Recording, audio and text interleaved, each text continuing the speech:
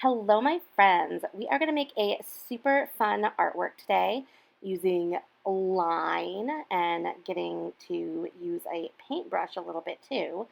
So you're going to want to start with putting your name on your paper and then flipping that paper over. I'll have you get your supplies out after we watch the video, so stay right in your seats. We will also need some markers for this.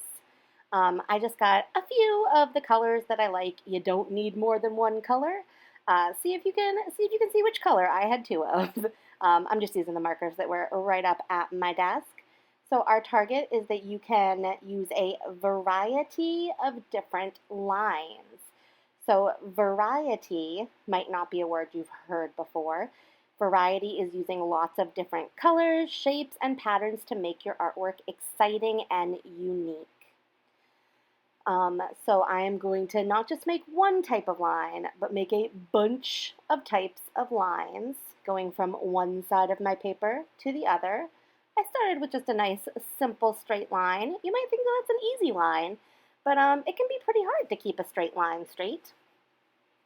I think sometimes curvy lines can be a little bit easier. Next, I'm going to go in with the old zigzag. A zigzag uses diagonal lines, a bunch of little diagonal lines in a row, to make a zigzag. You do not have to do the same lines that I am doing. You just want to make sure that you're using a variety of lines. So lots of different types of lines. And always a gentle reminder to make sure that your caps snap when you put the cap back on the marker. Ooh, what type of line is this? I would call that a wavy line. So remember, our target is to make a variety of types of lines, right? So all three of those lines are different. It doesn't mean that all of your lines have to be different, right? You could do a couple of straight lines, a couple of zigzag lines. You just want to make sure that it's not all the same. Here I'm making a line of dots. If I was just putting dots randomly on my paper, that would be polka dots. That would not be a line, but this is a line of dots. Just like when you line up in the hallway, you're a line of students. Okay, I am going to fast forward a few of these lines here. You want to work nice and slowly to do your best work, but it would be a little bit boring if you had to watch me in real time do all of these lines. Okay.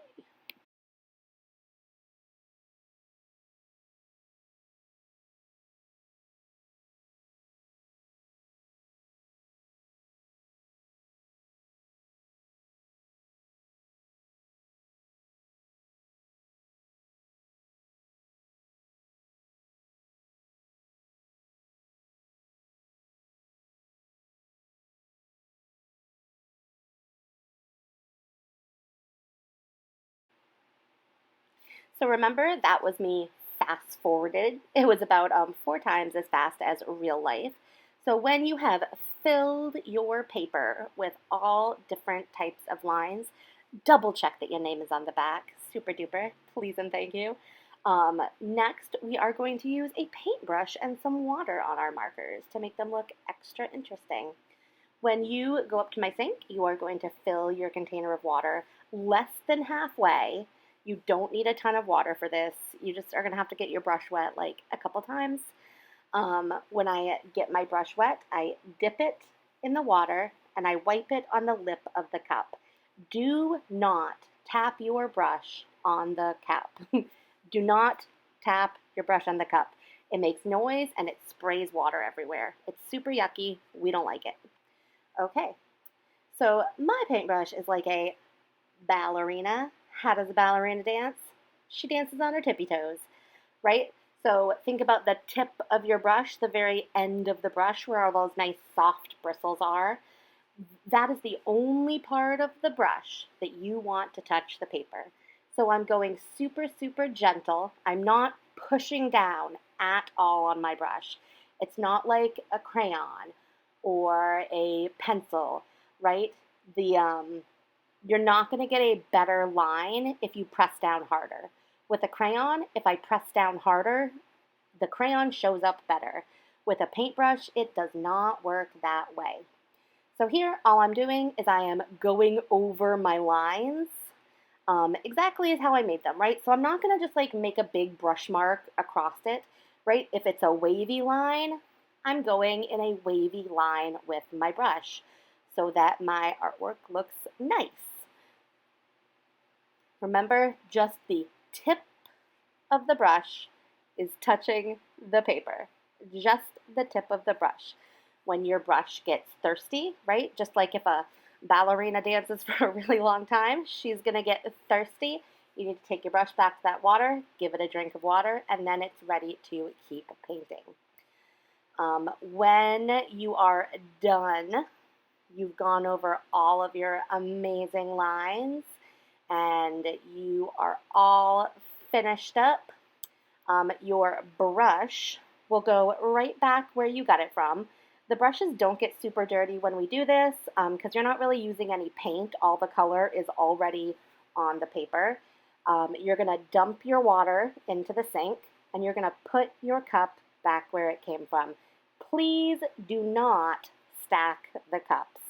It seems like it's helpful because it's making the cups take up less space, but then the cups get like mildewy because there's water trapped in there.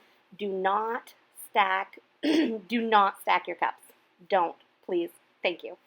Okay, we're gonna look so fast at some like sort of sad quality work, right? This would not be your best. It's certainly not my best, right? Just a bunch of straight lines. That does not show variety, right? Does this look good? You know, it's going to look more interesting to the viewer, the person who's looking at your artwork, if there are different types of lines. And when it comes time to using that brush, do not push down on the brush. If you're ever seeing the bristles like go out like a mop head kind of, that is a sad brush. That brush is in pain. It does not like it. Do not ever, no matter what type of artwork we're making, pour the water onto the paper. When we're using watercolor paints, do not pour the water into the palette of paint. And the other thing you want to be super careful of is not to paint in one spot for a really, really long time. If you start to scrub at the paper is made up of all these little tiny fibers that are put together. And when you get a wet paintbrush and scrub away at it, it's going to make a hole in your paper, right? So this is not the quality of work that I would expect from you, right? You want something that shows a lot of variety and that shows your best craftsmanship. Okay, my friends, super good job today.